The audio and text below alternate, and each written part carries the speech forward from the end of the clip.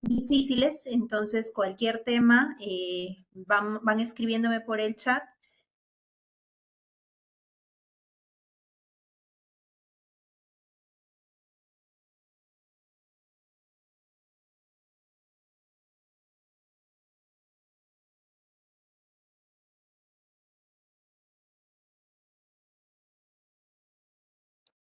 Ingeniera, disculpe, no se le escucha. María, cuéntame si ya está arreglado. Sí, ya se escucha. Perfecto. Les comentaba que voy a ir apagando la cámara para evitar que algunas personas que tienen conexión débil o que están desde el celular tengan problemas al escuchar. Eh, Cualquier duda, pregunta, la van haciendo para que podamos tener un seminario interactivo con dudas que ustedes tienen en su día a día en la aplicación, porque siendo ya profesionales y en la práctica, ya no nos suma mucho la teoría que nos puedan dar, eso es una partecita, un 20%, pero sí la casuística que podamos obtener. Y también interactuar entre nosotros, ir conociendo las experiencias que tienen otros compañeros o nos anticipa a lo que puede pasar o nos da luces de cómo ir resolviendo nuestros problemas. Vamos a iniciar entonces, hoy vamos a tocar algunos temas que se van a ver a lo largo de lo que es el programa de especialización en gestión de la producción industrial. Aquí vamos a conversar y vamos a dar unos pincelazos rápidos en estas 2 horas de tiempo que tenemos sobre este tema. Parto presentándome con ustedes. Mi formación la he tenido como ingeniera industrial y docente en la Universidad Nacional de San Agustín de Arequipa. Como abogada, también soy abogada de profesión, y luego me he ido nutriendo en el camino de universidades como el Pacífico, ESAN, UPC, la Pontificia Católica, una universidad muy grande en negocios en Bélgica que es Blerick, el Tecnológico de Monterrey y mis últimas partes de la formación académica han sido en la Universidad de Yale en Estados Unidos. Para comentarles algo de mi experiencia laboral, he trabajado en empresas como Alicor, Coca-Cola, Nestlé, Gloria, Etex, o conocida en Perú como Eternit, CMPC, conocida en Perú como Forza, y actualmente me encuentro desempeñando el rol de gerente de planta en The Clorox Company. Sin más, damos inicio a algo de lo que vamos a hablar hoy. Le vamos a dar un vistazo muy rápido a lo que es nuestra supervisión y control de proceso productivo. ¿Cuáles son estas funciones claves que desempeña el supervisor de producción? Algo de indicadores, comentar un poquito lo que es el control visual y cómo nos ayuda este y nuestros procesos industriales. Luego vamos a conversar un poco de lo que es gestión de personas y aquí me permitiré atender un par de casos que ustedes quieran tratar en gestión de personas después de la parte general que vamos a ver. Muy bien, partimos con el rol del supervisor. Y aquí dejo que abran micros. ¿Cuál creen ustedes que es el corazón, el rol principal del supervisor?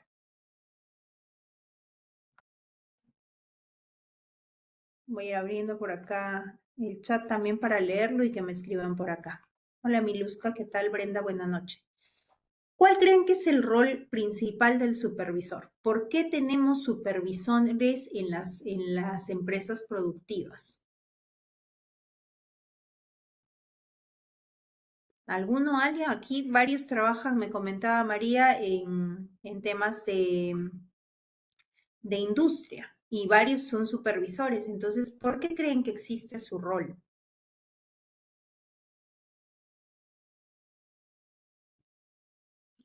Llegar a la cantidad del día establecido por línea de producción. Gracias, Gianfranco. Efectivamente, ese es uno de los roles bases que vamos a encontrar en la operación. Eh, Acá dice poder dirigir y guiar un equipo y así se haga de una manera eficiente, ¿no? Muy bien, entonces de lo que me están hablando ahorita es de una parte del rol del supervisor, que es su rol de sostenedor. Entonces, el rol básico que tiene un supervisor, efectivamente, como lo decían en el chat Anderson, Gianfranco, es sostener la operación, pero hay una palabrita bien interesante que ha dicho Anderson de la cual vamos a hablar. Entonces, vamos a ir a la primera, ¿no? Cuando hablamos de sostener, hablamos de que desde el rol de la producción, nosotros somos encargados de un objetivo máximo. La producción existe para generar transformación y que esa transformación sea costo eficiente. Es decir, que podamos entregar la cantidad correcta en el tiempo correcto y lo más importante, al costo correcto. ¿Y por qué vamos a hablar mucho del costo a lo largo de lo que son las sesiones? Porque muchas veces nosotros operacionalmente, y esto se los digo a todo nivel, supervisores, líderes, coordinadores, inclusive jefaturas, no llegamos a entender que nuestro rol es satisfacer al negocio a través del costo productivo. Todas las empresas existen para generar margen. Entonces, cuando nosotros no generamos margen porque estamos costando más de lo que me podría costar un copacker, empiezo a extinguirme como empresa, ¿no? Una frase que yo le repito siempre a mi equipo es, recuerden siempre que existen empresas sin fábricas, pero no existen fábricas sin empresas. ¿Qué significa?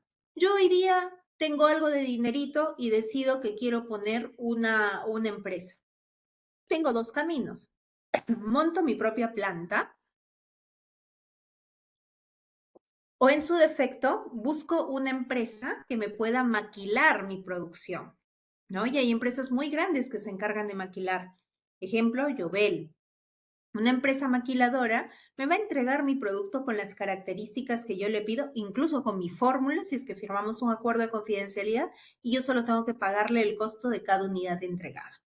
Si ese copacker es más económico que lo que puede ser mi propia producción, en ese momento yo dejé de ser competitiva, atractiva y un factor de éxito de mi negocio. Dicho esto, en ese rol de sostenedor, es importante que como supervisores empecemos a darle el valor estratégico adicional a lo que hacemos.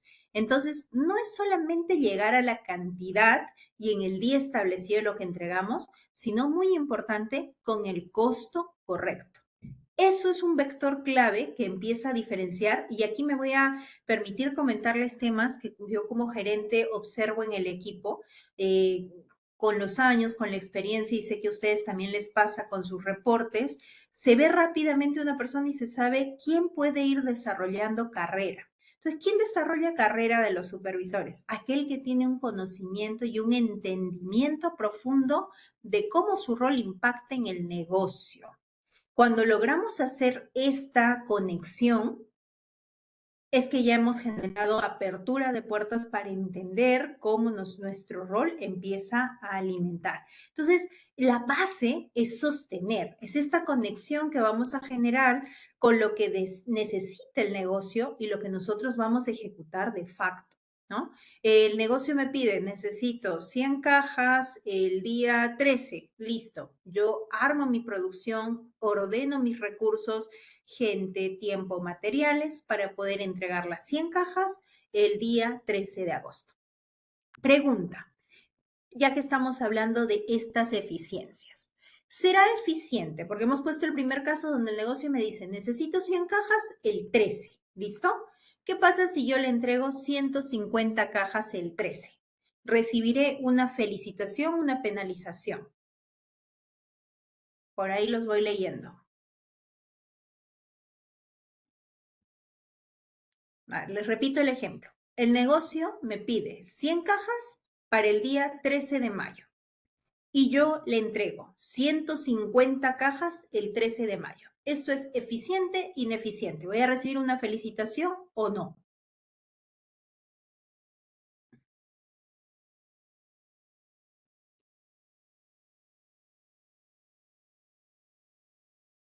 ¿Quién me comenta por ahí? Porque si esto va a ser un monólogo y ustedes invierten su dinero por un monólogo, no es una buena inversión, porque la idea es que ustedes planteen sus ideas, cómo lo ven desde el negocio, en qué casos sí es eficiente, en qué casos no es eficiente para ir corroborándolo y que ustedes vayan asentando sus ideas. Julio, gracias. Me quedo con la primera palabra porque Julio nos dice es ineficiente porque estoy haciendo más uso de recursos. Anderson nos dice es ineficiente porque se está produciendo más de lo que se ha pedido a mi punto. Perfecto. Aquí me voy a tomar los 2 puntos, gracias Carlos también, ¿no? En caso se usen los recursos necesarios. Vamos a ir a profundizar un poquito lo que están comentando. Dos han coincidido en que es ineficiente y uno en que es eficiente. Entonces vamos a hacer 2 casos. El primer caso es, me dijeron que produzca 100 y yo produje 150, pero usé la misma cantidad de recursos que tenía que usar para 100, la usé para hacer 150. En teoría eso podría sonar eficiente. Sin embargo, ¿qué he tenido que sacrificar para que eso suceda? La calidad, ¿no es cierto? Porque para que yo le entregue 150 unidades de galletas con el material que tenía que usar para 100 unidades, quiere decir que a estas 100 unidades les he quitado material para poder entregar 150. Entonces, ¿qué sacrifiqué? Calidad. Y la calidad es uno de los no negociables. Si yo lo sacrifico, en el mediano tiempo me va a generar un perjuicio como organización. Y ahí leí la respuesta, ¿no? Alberto nos dice es ineficiente porque hay una sobreproducción y eso es una muda, un desperdicio que debe eliminarse, ¿no? Ese es un muy buen punto, porque cuando nosotros producimos más de aquello que nos pide el negocio, lo que estamos generando es una palabra que se las voy a escribir yo también en el grupo para que la vayan incorporando, que se llama working capital. El working capital es el dinero que la empresa como negocio congela, es decir, no se puede mover y la congela en sus bienes materiales, es decir, la va a tener en los almacenes y no va a poder venderla. Ejemplo, ¿por qué es ineficiente esto? Y esto entra incluso en los estados financieros. Si mañana yo quisiera sacar un préstamo, lo primero que hacen los bancos para evaluar a las empresas es, a ver, señor, ¿cuánto tiene usted de inventarios y de liquidez? ¿Listo? La liquidez debe ser mayor a 2.1 ciclos. ¿Qué significa? La liquidez es el dinero en efectivo que yo tengo, lo que tengo en mi manito, en la caja, en el banco. Si yo tengo que cerrar mi producción y y quiero vender la empresa, en ese momento la empresa me hace un corte y me dice, a ver, tú tienes para 2 ciclos más 1 y poder hacer pago de gasto corriente, es decir, planillas, agua, luz, o sea, hacerle pago a mis proveedores de materiales y poder asegurar que estoy cumpliendo. Listo. Pero ¿qué pasa si yo convierto esa liquidez en materiales? Ese producto tiene menor valor porque el banco dice, yo tendría que asumir que voy a vender tus inventarios y por tus inventarios yo no voy a ganar lo mismo que tú ganarías. Yo voy a tener un porcentaje de reducción y solamente te voy a poder considerar el valor de rescate. Entonces, todo esto que les he contado es para decirles que cuando hablamos de las cantidades correctas es entregar lo que se necesita en la cantidad correcta en el tiempo correcto. Menos es una ineficiencia, más es una ineficiencia y es una ineficiencia muy mala, le genera muchísimo daño a la compañía. Hay compañías que quiebran por sus inventarios. Les cito un ejemplo. No sé si alguno recuerde, o esto tal vez es muy antiguo para ustedes, pero en algún momento llegó a Perú una marca de helados que se llamaba helados Lamborghini, los helados Brescia. Cuando hablamos de la cadena de frío, hablamos del costo de almacenamiento más alto que existe. O sea, una posición regular en almacenamiento, vamos a ponerle un número, me está costando entre 35 a 45 soles dependiendo de la zona, si es techado, etcétera. Pero un costo de almacenamiento en congelados puede subir de 70 hasta 125 soles por posición al mes. Entonces estamos hablando de un costo muy alto. ¿Qué pasó en el caso de estos helados Lamborghini? Primero que Donofrio tenía un alcance a nivel de todo el país con distribuidores, con canales de venta, tenía ya todo un sistema de logística desarrollado. En cambio, esta compañía empezaba a hacerlo y para poder hacerlo decide tomar el riesgo de generar altos inventarios. Esos altos inventarios, la estrategia era que el marketing iba a ser tan poderoso que empiecen a generar una rotación elevada. Pero no fue así. Y Lamborghini tiene que pagar costos de almacenamiento mensuales muy altos, tan altos que llega a quebrar. Y adivinen quién compró la maquinaria de Lamborghini. Se la compró Donofrio, generando un efecto muy interesante también porque lo que hace Lamborghini es antes el consumo per cápita de helado, vamos a decir que era 1 y Lamborghini hace que crezca a 1.5, o sea, hace que el mercado crezca en beneficio de Donofrio, pero a costa de que ellos pierdan toda esa inversión en activos. Entonces, ese rol de sostenedor es tan clave, tan importante, que yo tengo que saber tomar esa decisión de si es correcto, tengo que entregar lo que tengo que producir, pero tengo que saber cuándo producirlo, a qué costo producirlo, eliminando desperdicios para la organización. Y ahí acabamos de hablar de uno de los roles del supervisor. Pero me voy a tomar también lo que escribieron por ahí, porque por ahí me habían escrito muy bien el tema de mejora de una manera eficiente, ¿no? Anderson nos decía que esto también nos habla de eficiencias. Entonces, es un mejorador. Vamos a ver a nuestro supervisor como un mejorador de procesos, una persona que está buscando a través de su cercanía al personal, de su conocimiento de la operación, mejorar los resultados. ¿No? El supervisor tiene uno de los roles más claves, porque es la persona, y aquí lo voy a conectar con la que les puse, que es una fuente de información. El supervisor está en medio, ¿no es cierto?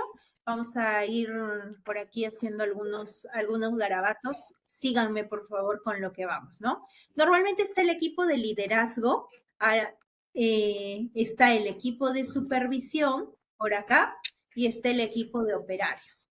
Entonces, ¿cómo va la información? La información normalmente viene de arriba hacia abajo, pero también va de abajo hacia arriba. ¿Y quién es la persona clave que es ese nexo de información? Es el supervisor, 100% el supervisor. Y yo les digo, cuando nosotros calibramos evaluaciones de desempeño, aquel supervisor que sabe comunicar, que sabe levantar la mano oportunamente, que sabe escalar temas adecuadamente con forma, con fondo, con data, que sustente lo que está comentando, se torna una persona muy atractiva laboralmente. ¿Listo? Entonces, este rol de gestionador de información, de ser fuente de información, yo les recomiendo al 100% que es muy importante desarrollarlo, porque tienen información clave de la parte operativa y tienen información clave de la parte del liderazgo que es importante que la parte operativa la conozca. Si alguno de ustedes trabaja en empresas con sindicatos, este rol cobra incluso mucha mayor relevancia. ¿Por qué? Porque nuevamente vamos a tener a nuestra parte operativa que está comentando, rumoreando, haciendo algunas peticiones como que, no sé, que la comida venga mejor. eh, entonces, ¿quién es la persona que puede transferir esta información al equipo de liderazgo para que tome acción? El supervisor. Y viceversa, ¿no? Es también el supervisor quien va a recibir mensajes claves de liderazgo para transmitir y comunicar a los equipos de operaciones. Entonces, esta función, este rol de fuente de información, siempre les voy a sugerir que sea uno que practiquen, desde cómo escriben un correo, cómo redactan, cómo sostienen una conversación con liderazgo, qué Con el espacios amarillo, generan. Perdón, se lo he llevado seguro adentro para la chicha. María, ¿estás todavía conectada? Sí, así es, voy a silenciar, no se preocupe. Gracias, muchas gracias. Listo. Entonces, pasamos a nuestro rol de mejorador. Ese rol de mejorador es lo que hace la gran diferencia en los entregables que vamos dando, en lo que va a ser la evaluación de desempeño, en ¿Cuál es esa diferenciación que generamos? Porque todos los supervisores se forman para entregar lo que tienen que entregar en el tiempo que van a entregar. Ah, muy bueno eso que pones, Anderson, ¿no? Los dashboards, exactamente. Porque aquí vamos a retroceder a la fuente de información. La parte clave de la fuente de información se llama data. Y esa data puede estar sistematizada en temas como lo que comentas, ¿no? Del dashboard. Entonces, por ejemplo, si yo voy a acercarme para compartir una determinada información con un jefe y le digo, yo creo que deberíamos producir, va a ser que, bueno, tiene un buen instinto. Pero si yo voy y le digo, basado en las últimas 3 producciones, donde hemos trabajado a una tasa de 3 cajas por minuto, tenemos 5 horas para producir, yo sugeriría que produzcamos porque ya la gente la tenemos en planta y no hay un programa de producción. Se ve súper profesional. Y para esto, eso que dice Anderson, de tener un dashboard claro que me pueda proveer de información, ya me está generando una diferenciación a la hora de hablar. Ustedes decidan a cuál escogerían, ¿no? El primer ejemplo me dijo, yo creo que debemos de producir.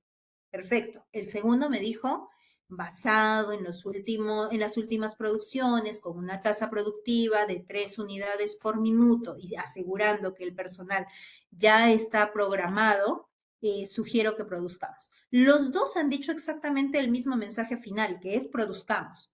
Pero ¿cuál fue más profesional a la hora de expresar sus ideas? ¿Cuál tenía data de sustento? Eso es parte de lo que hay que ir entrenando, ¿no?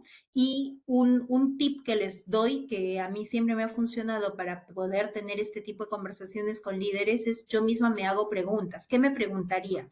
Ah, yo me preguntaría si ya vi que todos tienen EPPs, me preguntaría si ya aseguré que alguien del equipo de calidad va a estar acompañándome y repasen mentalmente las preguntas que les haría potencialmente un líder, para que cuando lleguen a la conversación ustedes ya tengan toda esa data y puedan responder rápidamente a esas preguntas o muestren que ya flanquearon 360 grados de análisis y que están entregando una sugerencia bien analizada y sustentada. Entonces, todo esto es lo que debemos y vamos a conversar en lo que es el rol del supervisor como fuente de información, profundizando en ejemplos, en casos, en esta parte de, por ejemplo, cuando los que se animen a llevar el curso la hagamos, vamos a tener 4 trabajos para dividir al equipo en grupo y que empecemos a practicar cómo presentamos nuestra información y no presentar nuestra información en una PPT maravillosa, porque al año tendremos 3 presentaciones en PPT maravillosas,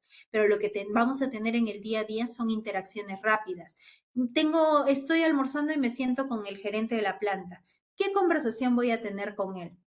¿Cómo voy a aprovechar esos minutos para posicionarme en su mente como el futuro reemplazo de mi jefe? A eso es a lo que tenemos que ir formándonos para poder seguir escalando en nuestro rol como supervisor.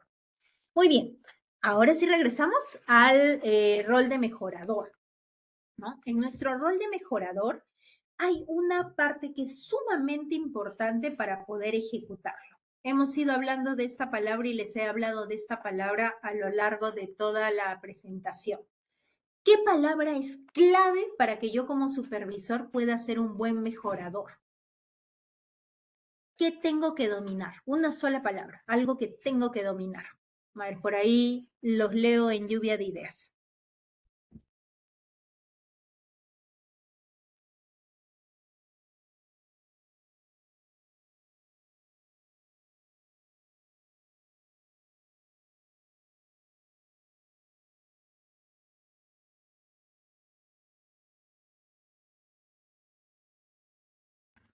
¿Alguno? ¿Quién se anima? ¿Cuál es esa palabra clave que tiene que tener el supervisor en su rol de mejorador?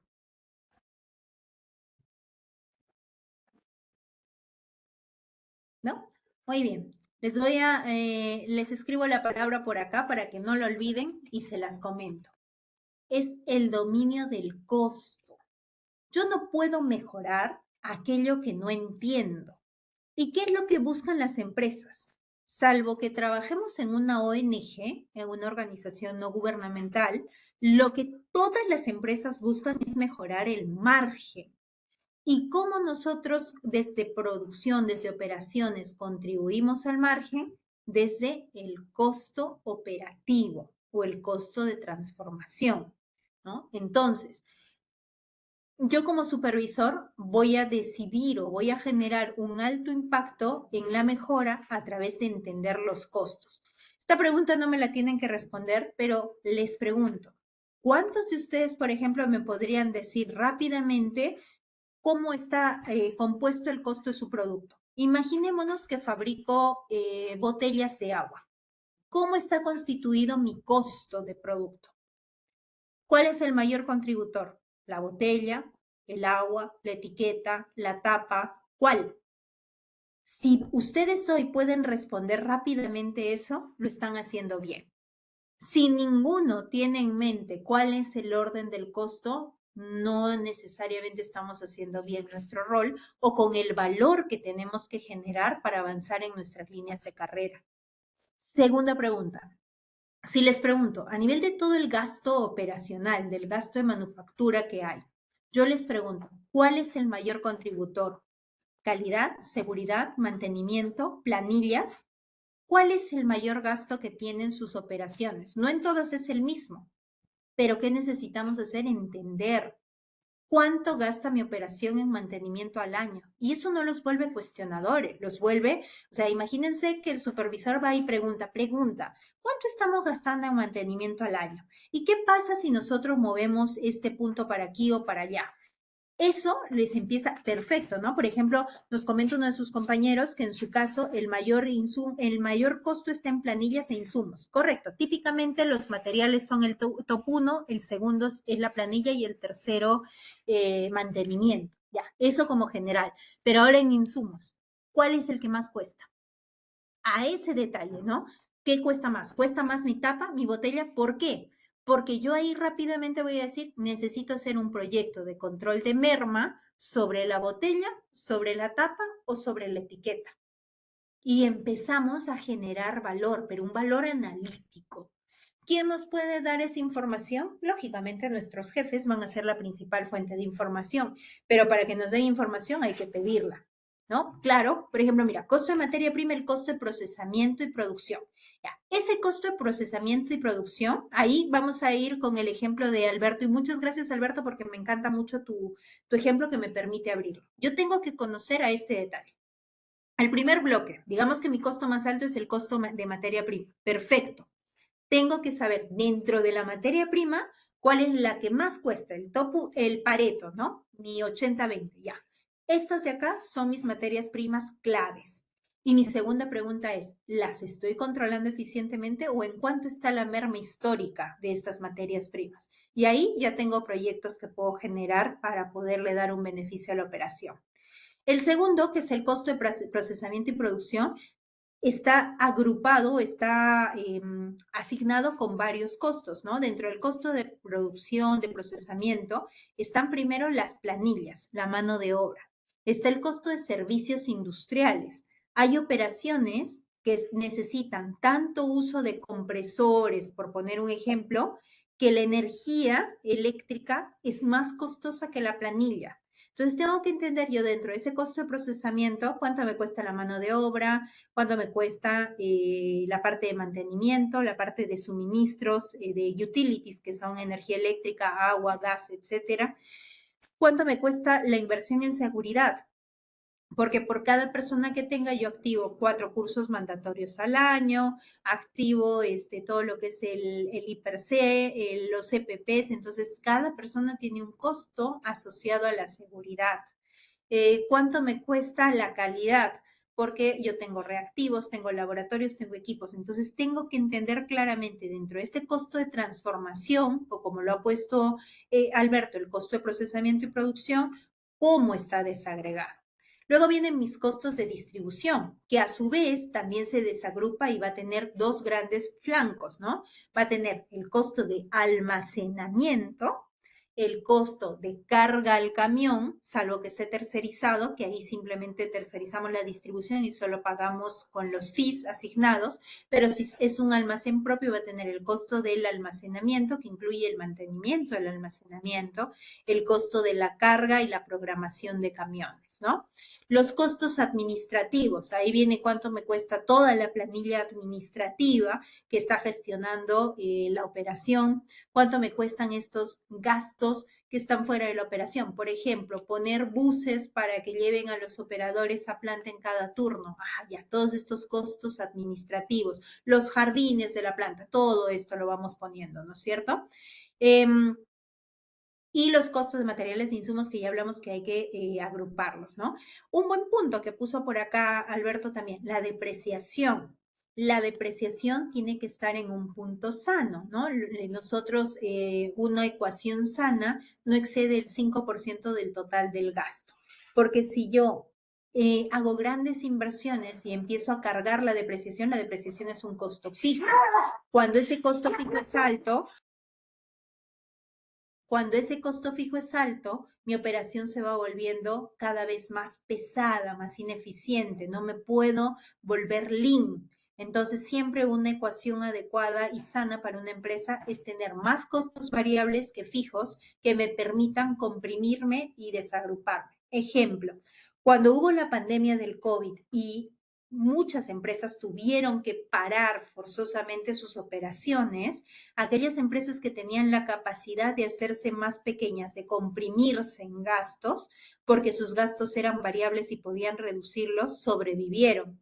Pero empresas que no pudieron reducir sus costos fijos, es decir, que todos los meses tenían las obligaciones de pago ya adquiridas y no negociables, ¿qué les pasó? Cerraron, ¿no? Quebraron. ¿Por qué? Porque no te permite ser ese, de hecho, el concepto de organización proviene de un organismo y un organismo es vivo, ¿no? Se expande y se contrae, como cuando respiran, para poder adecuarse al entorno en el que se encuentra.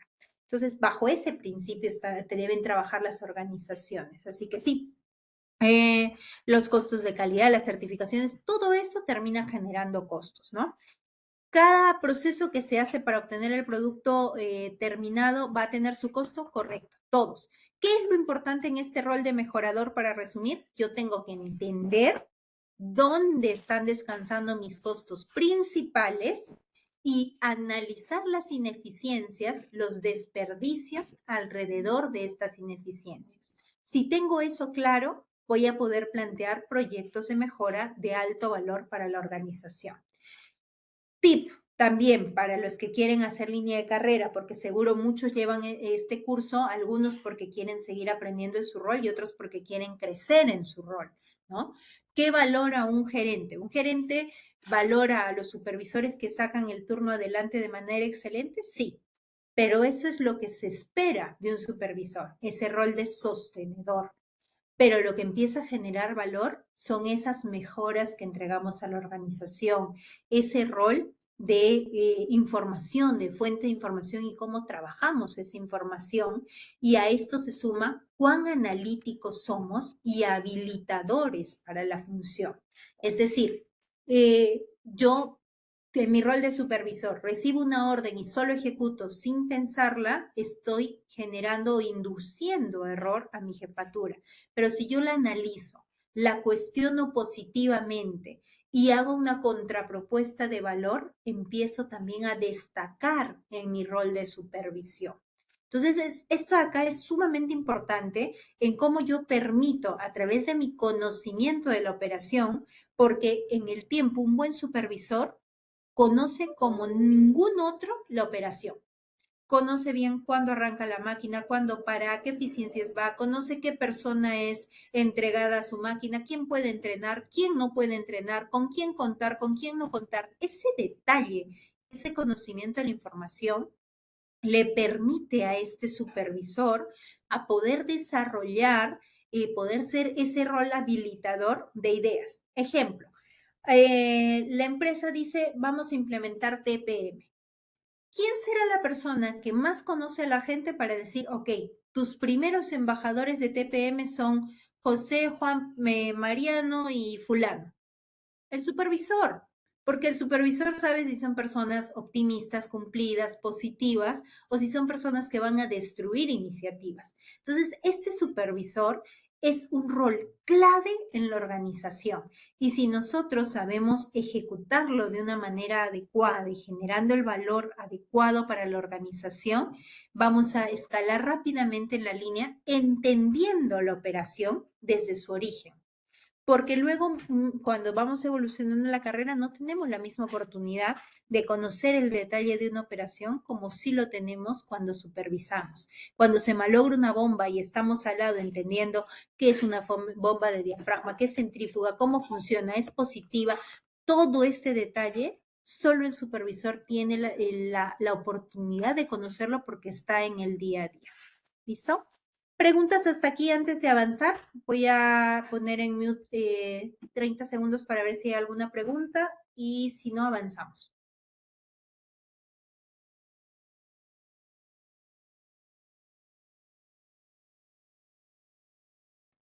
Perfecto. Si no hay preguntas, vámonos a la siguiente parte. Indicadores claves. Acá uno de sus compañeros nos hablaba del dashboard, ¿no? El dashboard es una forma de visualizar nuestros indicadores de una manera correcta. Ahora, y esta palabra se las voy poniendo por acá. Ay, aquí Anderson, me voy a retroceder para responder su pregunta. Dice, ¿por qué siempre se enfocan en producir y no también en la infraestructura? Que depende de la infraestructura, puede bajar la categoría de la empresa por alguna auditoría prevista. Perfecto. Anderson, es una muy buena pregunta y hay dos tipos de infraestructura, la infraestructura de edificaciones y la infraestructura de maquinaria. Cuando no pensamos en atender la maquinaria en el corto plazo, estamos teniendo una gestión cortoplacista. ¿Qué significa esto? Que yo voy a deteriorar aceleradamente mis activos, mis maquinarias, y me va a terminar haciendo exponencial el gasto de mantenimiento futuro. Me explico. Yo hoy compro una máquina nueva, una etiquetadora nueva. Perfecto. La etiquetadora nueva, el primer año no le doy mantenimiento. Válido porque es una etiquetadora nueva. ¿Listo? El segundo tampoco, el tercero tampoco, el cuarto tampoco. Y esa etiquetadora lo que he hecho ha sido acelerar su desgaste. Para cuando yo quiera darle mantenimiento, ese mantenimiento va a ser costoso. Más costoso de lo que hubiera gastado en el año 2, 3, 4 y 5. E incluso le resté probablemente la vida útil al activo.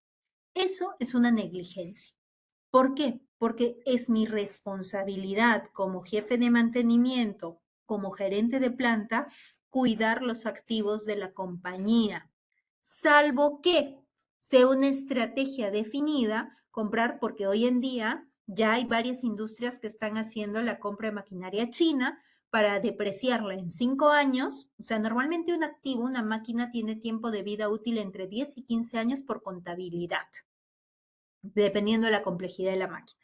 Pero hoy en día ya hay empresas que están comprando maquinaria china que se deprecia en 5 años y no le dan mantenimiento hasta que muere y la vuelven a cambiar. Ejemplo, ya han llegado brazos robots de paletizado para poder, o sea, normalmente un brazo robot de paletizado alemán tiene un costo alto y tiene un tiempo de vida útil entre 10 a 15 años. ¿No? Donde el robot no me va a fallar, va a trabajar bien si le doy los mantenimientos adecuados.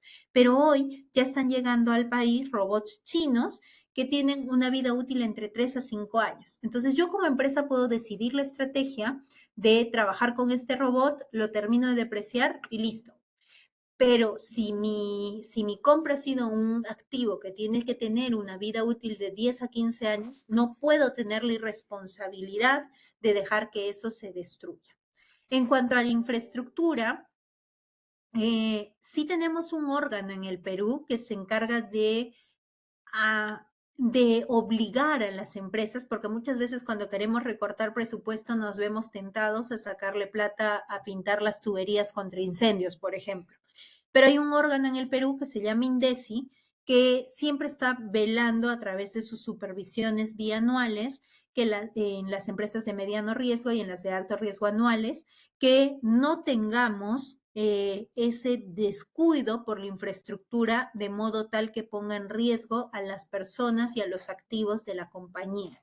Entonces, en infraestructura tenemos algo de regulación de infraestructura de edificios, en infraestructura de maquinaria depende mucho de la ética, la visión de mediano plazo y la estrategia de la compañía sobre maximizar el uso de los activos, ¿sí? Y eso de hacerlo antes de alguna auditoría, todo te cuesta más. O sea, no es lo mismo que tú vayas planificando pintar en el tiempo que quieres pintar, con las paradas que quieres pintar, a que una semana antes de que venga Indesi le gastes a todo costo pintura, parada de planta. Eso habla de una gestión muy ineficiente. Se puede estar dando por dos razones. Una razón, o el liderazgo no tiene el seniority que se necesita, o en su defecto tienes una planta con una tasa de ocupación mayor al 85%, que 85% es el nivel sano de ocupación de una planta, que no tienes oportunidad de parar. Entonces, como no tienes oportunidad de parar, decides correr el riesgo de no parar hasta que estés a punto de que venga Indesi y ahí te fuerzas a parar. Depende, muchas decisiones y análisis, siempre y cuando sean eso, sean análisis, te van a decantar en este tipo de decisiones, pero tienen que ser bien analizadas y con las personas correctas dispuestas a asumir el riesgo si es que algo pasa, ¿no? Y, por ejemplo, hay temas de infraestructura donde yo personalmente, más aún con la normativa Perú, que hace que el responsable legal pueda terminar en cárcel, no, esos riesgos no se asumen, son muy peligrosos. Muy bien, gracias Anderson por tu pregunta, espero haberte contestado un poquito. Y nos vamos a hablar de nuestros indicadores claves. ¿Listo? Los indicadores claves de producción, sí, tienen un dashboard e idealmente ese dashboard tiene que responder, y acá les voy a ir anotando algunas palabritas para que quienes son curiosos puedan ir revisando. ¿Se queda en la diapositiva 1? No me han dicho nada. Eso, ¿no? Sí, no están avanzando. María, ¿me comentas? ¿Me confirmas, por favor? ¿Se nos fue María? Sí, se ha congelado la pantalla, por favor. A ver, ¿se congeló en indicadores claves? Si no, No, vamos a está en la página inicial. ver, vamos a volver a proyectar.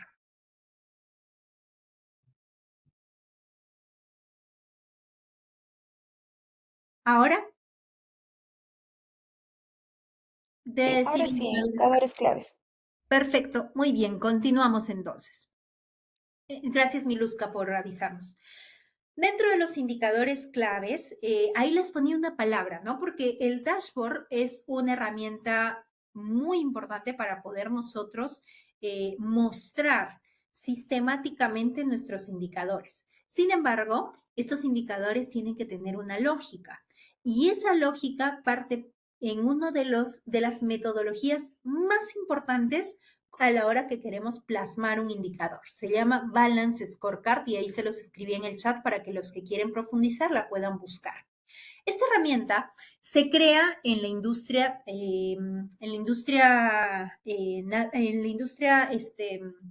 de aviones, ¿no? ¿Qué hacen ellos? La torre de control necesita tener diversos parámetros para poder asegurar que un avión aterrice de la manera correcta. Entonces ellos sistematizaron todos esos indicadores que necesitan revisar: viento, velocidad, el tipo de avión, dirección, tráfico aéreo, todos los vectores que necesitan para poder asegurar que un avión aterrice de la manera correcta. Entonces, con toda esta información que necesitaban manejar para tomar la decisión correcta, porque un error en esa industria significa una fatalidad,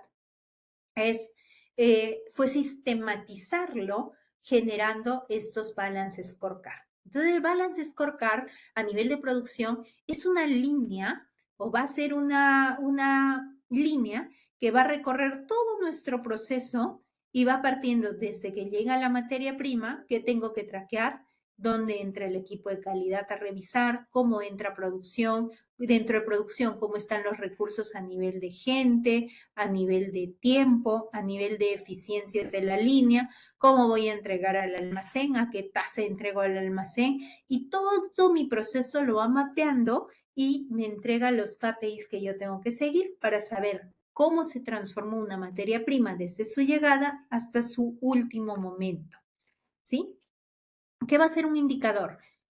Más allá del nombre del indicador que tenga, siempre va a ser el resultado que he alcanzado contra el resultado de lo que planifiqué.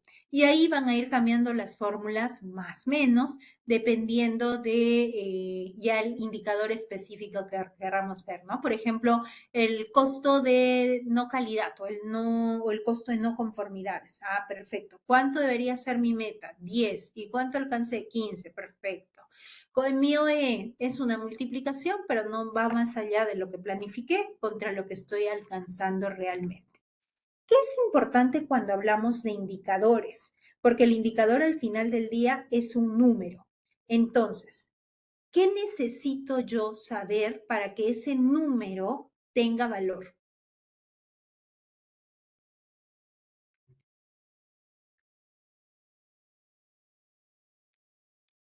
Por ejemplo, si yo les digo que mi utilización de planta es de 78%.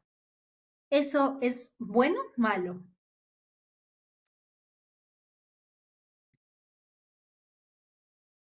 ¿Qué me dicen por acá?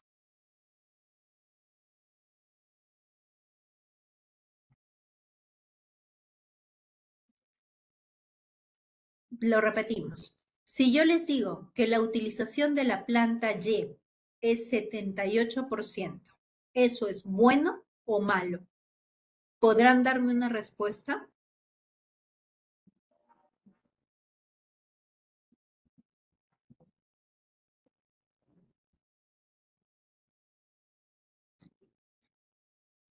Alberto dice que es malo, tiene un elefante blanco. Depende. ¿Y de qué va a depender? Exacto. Idealmente, una planta bien utilizada está en el nivel de 85%, es correcto. Pero ese 78% no me va a decir nada a menos que yo entienda, les voy escribiendo en el chat la primera palabra, tendencias, ¿no? Porque ¿qué tal si el mes pasado mi utilización fue de 50% y esta vez subió a 78%? Y hace 3 meses era de 35, es decir, vino de 35, 50, 78. Entonces quiere decir que es un buen resultado porque estoy incrementando, tengo una tendencia. Entonces, lo primero que tenemos que pensar cuando hablamos de un KPI es que un número aislado no me cuenta la historia. Lo otro que necesito yo son indicadores cruzados. Es decir, siempre hay un indicador que me va a completar la historia. Ejemplo, en este mismo ejemplo de la utilización, yo puedo tener, y aquí voy a tomarme un ejemplo porque esta pregunta a mí me encantó, se la hice a un candidato y se la hice a varios candidatos para una entrevista laboral y solamente uno me respondió bien, como de 7. Yo le hice la siguiente pregunta, le dije, si una fábrica tiene 60% de ocupación, ¿qué medidas tomarías para poderla sacar adelante? ¿Cerrarías la planta o avanzarías? Y varios me decían, hay que cerrar porque es sumamente ineficiente. Pero la respuesta no es esa. Una planta que tiene 60% de ocupación puede ser altamente eficiente y rentable inclusive. Pero ¿qué tengo que hacer yo? Recuerdan que hablamos de los organismos que se contraen y se expanden, ¿no es cierto? Lo que yo les comentaba hace un rato es la importancia de balancear mi costo productivo. Entonces, yo puedo tener una empresa que trabaja con un 60% de ocupación de la línea, pero cuyo costo productivo es el mejor del mercado. ¿Por qué? Porque en ese 60% del tiempo que trabaja no tengo mermas, tengo la población exacta, la mano de obra exacta para esos 2 turnos, no me está sobrando gente, y tengo altas eficiencias sin paradas. Entonces, es un 60% muy efectivo. Lo que sería no efectivo es utilizar en 3 turnos el 60% con desperdicios. Y ahí entran los indicadores cruzados. Entonces, para yo entender si ese 78% de ocupación es bueno o malo, ¿qué tengo que entender, por ejemplo, como indicadores cruzados? ¿Cuál fue el costo de conversión del mes y sus tendencias? Otra pregunta. ¿Cuál fue la utilización de la mano de obra? Porque resulta que estoy al 78%, pero estoy utilizando al 105% mi mano de obra. Quiere decir que estoy siendo supremamente eficiente en la gestión de mano de obra. ¿Cuáles fueron mis entregas de producción, no es cierto? Entonces, ¿cuáles fueron mis eficiencias productivas? Y resulta que también estuvieron en 91%, best in class. Quiere decir que ese 78% es lo que estoy ocupando, pero con alta eficiencia. Ahora, me voy a ir a una planta cuya ocupación es 100%, pero su utilización de mano de obra está al 50%, es mis eficiencias productivas al 50%. Quiere decir que tengo fallas, que a cada rato falla mi máquina mecánicas, eléctricas, hidráulicas, y me la paso 50% del tiempo atendiendo fallos de mantenimiento o operacionales y 50% del tiempo produciendo. Mi planta está ocupada, sí. ¿Necesito los 3 turnos para entregarte las 100 cajas? Sí, pero soy 100% ineficiente. Entonces, segunda clave para entender un indicador. Indicadores cruzados. Un solo número no me va a contar la historia. Necesito entender la tendencia y necesito entender la correlación que existe con otros indicadores para que podamos entender la figura total de mi indicador. Y yo recién poder decir, soy bueno, soy malo en lo que estoy haciendo. Soy eficiente, soy ineficiente. Entonces, ahora cuando les pregunte, ¿una planta ocupada al 78% es bueno o malo? Ahí que me van a decir, necesito información adicional. ¿Sí? ¿Vamos? Muy bien, así que espero que les haya gustado este ejemplito sobre los indicadores. Adicionalmente, existen operaciones porque cuando empezamos a hablar de eficiencias nos vamos a empezar a volver cuestionadores, ¿no? Por ejemplo, hay una empresa muy conocida que fabrica productos lácteos y tiene una planta muy ineficiente. Es la planta de yogures. Es la planta más ineficiente que hay a nivel de costos. Y uno dice, ¿por qué la mantienen y no la cierran? ¿Por qué creerían ustedes que una planta que fabrica leche y su planta de leche es muy productiva, tiene una planta de yogures que no es eficiente a nivel de costo, pero no la cierran y la siguen manteniendo? ¿Por qué? Ideas, los leo.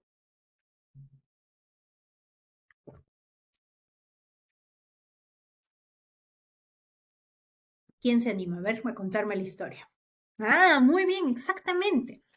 Por estrategia, gracias Alberto, existen industrias que tienen plantas para cubrir los costos fijos, ¿no? Terminan licuando los costos fijos con esta cantidad y si bien la planta no genera ni beneficio ni pérdida, la tienen en cero, ya licuó, ya cubrió los costos fijos de la planta que sí está generando márgenes atractivos. Por ejemplo, toda la merma que se genera de la leche no se reingresa a la leche porque, o bueno, una parte no se reingresa a la leche porque puede dañar la leche. ¿A dónde va? Al yogur. Y esa merma le está absorbiendo otra planta que trabaja con ese subproducto. Por ende, me cubrió mis costos fijos. Entonces, cuando hablamos de todo este tema de eficiencias, indicadores, costos, que hay que entender el racional que existe detrás de este modelo, detrás del por qué existe. ¿Listo? Hay que entender inclusive mi estrategia, ¿no? ¿Dónde está diseñada mi estrategia? Porque, por ejemplo, yo les digo, hay una fábrica de galletas. A ver quién va a esta, porque les estoy dando así los casos más interesantes para entender KPIs. Y ya ven que el KPI no es solamente hablar de cómo se calcula el OEE, porque eso seguro que ingresamos al chat GPT y me va a decir el OEE se calcula así y se los dice hasta mejor que yo. Aquí cuando vamos a hablar nosotros y cuando llevemos el curso y vamos a hablar de indicadores, vamos a hablar del entendimiento y del racional que hay detrás de un indicador. Aquí viene otro caso. A ver, analícenlo y me dan su respuesta. Tengo dos fábricas de galletas, la fábrica de galleta A y la fábrica de galleta B. La fábrica de galleta, las dos vamos a imaginar que venden exactamente lo mismo en el periodo de un año. Pero una fábrica tiene 18 reclamos al año y la otra fábrica tiene 180 reclamos al año. ¿Qué fábrica es la mejor?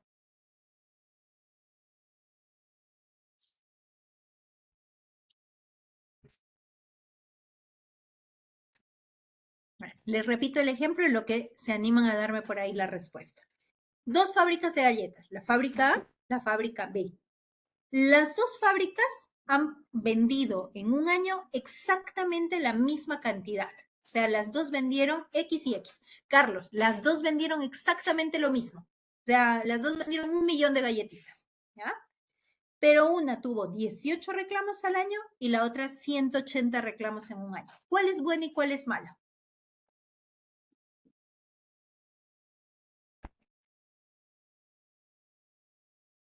La que tiene más reclamos ya que tiene más información para poder mejorar.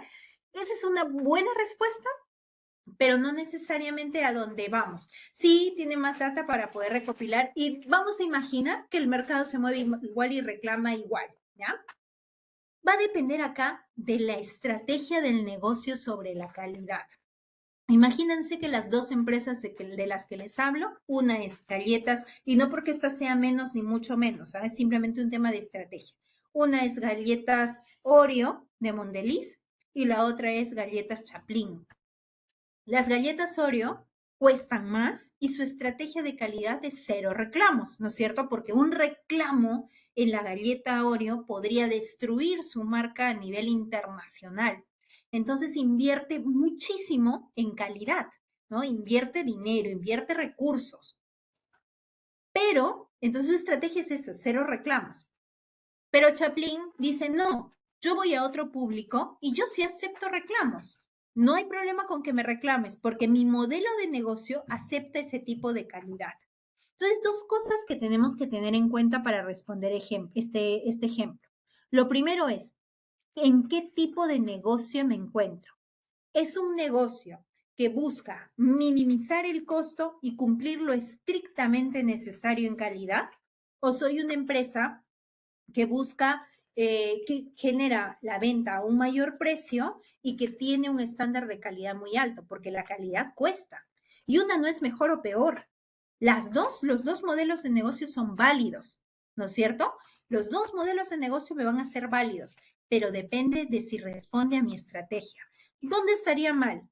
Si yo, Oreo, tengo como modelo de negocio generar 0 reclamos al año, invierto $1 millón en calidad al año y tengo 180 reclamos. Eso es un problema.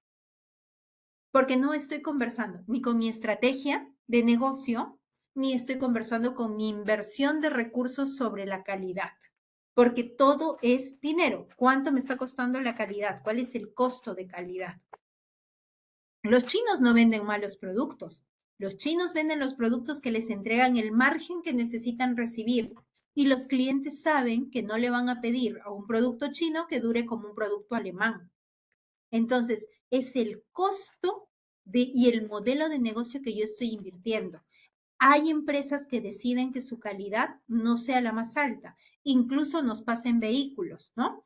Un vehículo Subaru decide una gama de calidad, un vehículo Chevrolet decide otra gama de calidad y sus precios van acorde a esto que estamos invirtiendo. Sus modelos de negocio desde la calidad son diferentes.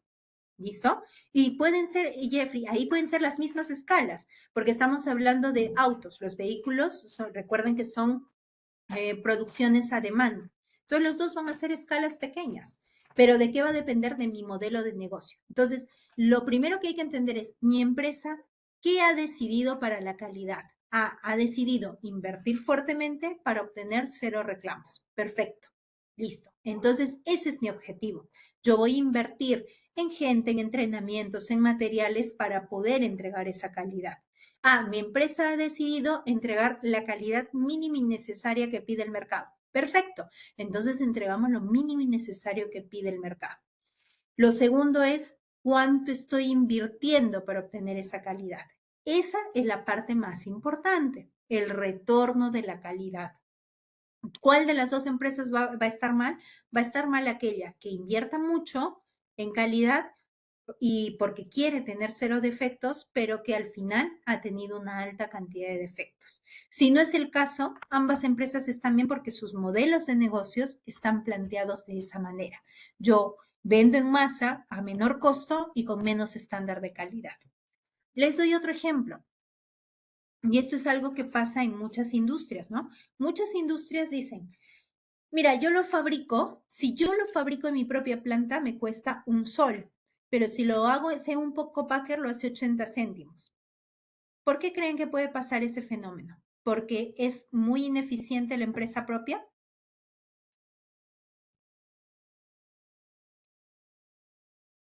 Les vuelvo a poner el ejemplo.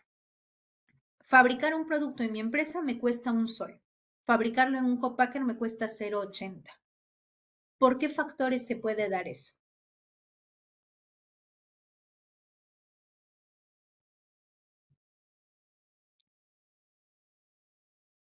Perfecto. Ahí Alberto tiene un punto bien interesante. ¿Qué es lo que pasa normalmente en las empresas? Peor aún si son transnacionales. ¿Qué es lo que pasa en las empresas? Ah, ya, ¿trabajas en Clorox? Perfecto. Tienes que tener el entrenamiento de materiales peligrosos 1, materiales peligrosos 2, materiales peligrosos 3. No puedes usar EPP que no sea marca 3M, marca Kimberly o que tenga alguna normativa aprobada. No puedes usar extintores de la marca X, no puedes tener el sistema contra incendios tal. El estándar, ¿no es cierto? El estándar que pide una empresa corporativa cuesta, porque tienes que mantenerlo todo en el estándar, ¿no? Somos Nestlé.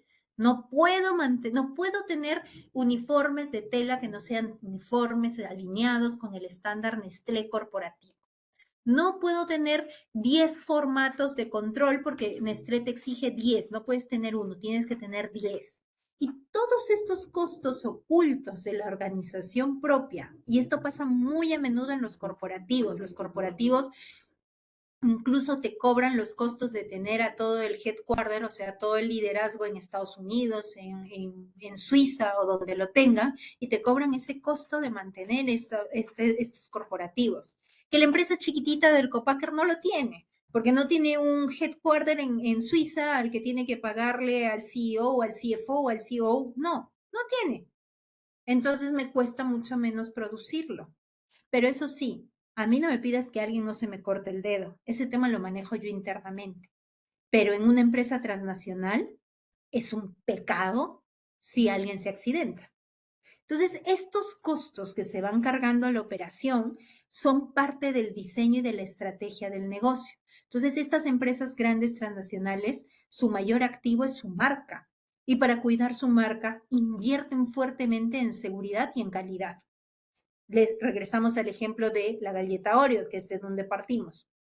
Oreo es una marca muy importante a nivel internacional, la primera marca de galletas más vendidas a nivel mundial. Entonces, Oreo no se va a dar el lujo de que haya un accidente o un accidente de calidad, es decir, un reclamo de calidad. Pero la empresa Chaplin, que no es que sea mala, ni es malo su modelo de negocios, sí puede tener unos 20 reclamos de calidad al año. Eso no va a hacer que sus ventas bajen, ¿no? Salvo que hay un evento tan grande, no sé, que tocó vidrio en una galleta, que eso puede desaparecer a la empresa. Pero tampoco se trata de no cumplir las políticas de calidad. Se trata de que sus estándares son más bajitos, están más acotados a su costo, al costo que van a entregar. Entonces, todo lo que hemos hablado es para decir, cada vez que hablemos y nos preguntemos por un indicador, tenemos que entender todos los facts, los hechos que se encuentran alrededor del indicador del cual estamos hablando. Así que de hoy en adelante, ¿qué hemos aprendido en este seminario? Si mañana el jefe les dice, queremos la tasa de calidad de tanto por ciento, perfecto. ¿De dónde viene? ¿Está alineada nuestra estrategia? ¿Cómo va la inversión de mantenimiento alineada con la tasa de calidad? Porque resulta que yo quiero una tasa de calidad de 0 reclamos, pero no invierto en mantener las maquinarias. Es imposible, ¿no es cierto? Un indicador no conversa con el otro. Listo. Ahí les dejo esta para que no se olviden de cómo leemos los indicadores. Muy bien. Vamos a avanzar. Estos indicadores con todo lo que hemos hablado, vamos a tener dos tipos, desde la perspectiva interna en el proceso y la perspectiva externa. Lo he repetido a lo largo del seminario varias veces. Los indicadores se van a definir con base a la visión y estrategia de mi compañía. Yo lo primero que tengo que hacer, porque en algunos cursos que he dictado de esta naturaleza lo llevan muchos empresarios que están haciendo sus pymes y estos empresarios están diseñando su empresa. Entonces, lo primero que les digo es, lo primero que tú tienes que saber es cuál es tu visión y cuál es tu estrategia. Porque si tú me dices, por ejemplo, que mi visión y mi estrategia es ser el producto con 0 defectos, invirtiendo 0 en maquinaria, no, eso no va a pasar. No es realista, no conversa uno con el otro. Lo primero que tenemos que entender es dónde estamos. Incluso si ustedes trabajan en alguna empresa que tiene varias sedes en otros países, hay que entender qué rol juega el país. Hasta ese punto llegamos. Ejemplo, hay empresas que se encuentran, por ejemplo, en un mercado con mucho crecimiento. México, por ejemplo. México es un mercado que es muy grande, tiene 27 millones de personas solamente en la capital de México, en Ciudad de México. Entonces es un mercado muy atractivo.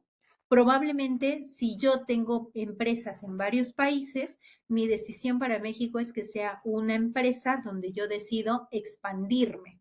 Es decir, voy a invertir fuertemente en marketing, en publicidad, en maquinaria para poder seguir ganando mercado, ¿no? Pero si estoy en Perú, que tiene una economía más estable y yo ya tengo el 85% del mercado, probablemente mi estrategia sea ser sostenedor, o sea, sostener el mercado que ya tengo y reducir algunos costos que tenga. No comprimirme. Si estoy en un mercado, y esto pasó con muchas empresas, ¿no? Como Argentina, que tiene una convulsión, que en su momento tenía una convulsión tan fuerte social y aún hoy lo tiene, mi estrategia va a ser comprimirme lo más que pueda. Porque, ¿qué va a pasar? Cada vez que estornude su gobierno, me va a dejar en rojo mis cifras. Entonces, mi estrategia es en esos países comprimirme. Desde ahí incluso viene la estrategia. Cómo yo veo y analizo que mi compañía va a estar en función del tiempo. ¿Qué sería mejor, Anderson? Va a depender. Va a depender meramente de cuál es la visión de los dueños. Por ejemplo, si yo tengo como visión expandirme en todo el Perú, soy una empresa peruana y decido que voy a expandirme en el Perú, mi estrategia va a ser ir ganando mercado, ¿no? Y si vendo productos, mi estrategia va a ser tener maquinaria con capacidad, ociosa inclusive, para que mientras mi área de ventas o de marketing va ganando capacidad, yo puedo producir y responder a la demanda hasta que llega mi saturación. Entonces, toda mi estrategia va a ir hacia diseña tu planta de tal modo que tú puedas responder un 30% de crecimiento en los siguientes 2 años. Perfecto. Entonces tú vas a decir, ¿está mal porque está subutilizada? No, está respondiendo a la estrategia del negocio. Va a depender. Pero pongámonos que yo ya llegué a un estado muy maduro.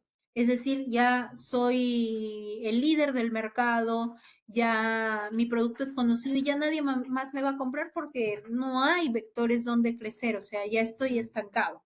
Perfecto. Ya ahí mi estrategia va a ser más conservadora, es ocupa tu línea al máximo porque hasta ahí vas a llegar.